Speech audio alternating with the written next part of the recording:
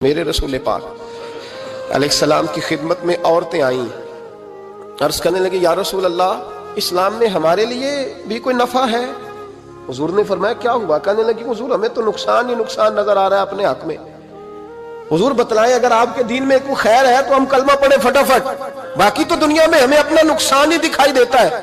یہ بھی امام طبرانی نے لکھا ہے، محبوب علیہ السلام نے فرمایا تم پہلے اپنی بات کرو، پوچھنا کیا چاہتی ہو؟ کہنے لگے یا رسول اللہ ایک تو ہم نے سنا ہے اسلام میں بھی ایک معاملہ یہ ہے کہ جن دنوں عورت ناپاک ہوتی ہے وہ نماز نہیں پڑھ سکتی، وہ روزہ نہیں رکھ سکتی۔ حضور یہ دینی نقصان ہوا، اور دو عورتوں کی گواہی ایک مرد کے برابر ہے۔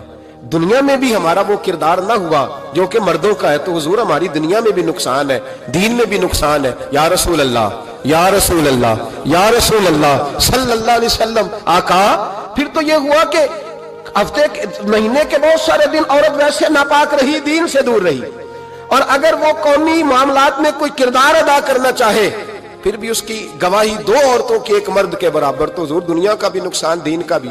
میرے کریم نے فرمایا بیٹھ جاؤ بیٹھ جاؤ۔ عورتیں بیٹھ گئیں تو محبوب فرمانے لگے تمہیں پتہ ہے جب کسی کے گھر میں بیٹی پیدا ہوتی ہے حضور کیا ہوتا ہے؟ فرمایا میرا مالک دو فرشتے بھیجتا ہے، فرمایا وہ آ کے گھر والوں کو سلام کہتے ہیں، جنوں اور انسانوں کے علاوہ ساری دنیا ان کے سلام کو سنتی ہے۔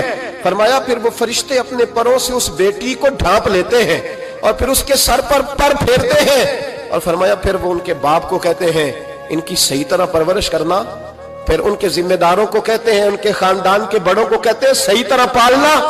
اگر تم ان کی یہ لفظ سنو میرے محبوب کے، حضور فرمانے لگے رب کے فرشتے کہتے ہیں اگر تم نے صحیح پرورش کر کے بیاہ دیا تو اللہ قیامت تک تمہاری مدد کرے گا۔ کس طرح؟ اللہ تمہارے رزق میں بھی تمہاری مدد کرے گا، اللہ دنیا کی مشکلات میں بھی تمہاری مدد کرے گا، اور جب مرنے لگو گے یہ شارحین نے قیامت تک کا ترجمہ کیا۔